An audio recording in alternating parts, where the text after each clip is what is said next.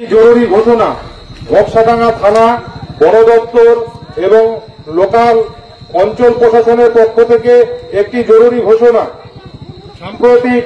সাম্প্রতিক বন্যাতে জলদাপাড়া অভয়ারণ্য থেকে কিছু জন্তু জানোয়ার এই এলাকাতে ভেসে এসেছে। তার মধ্যে কিছু কিছু জন্তুকে ট্রাঙ্কুলাইজ করে অলরেডি জঙ্গলে ছেড়ে দেওয়া হয়েছে।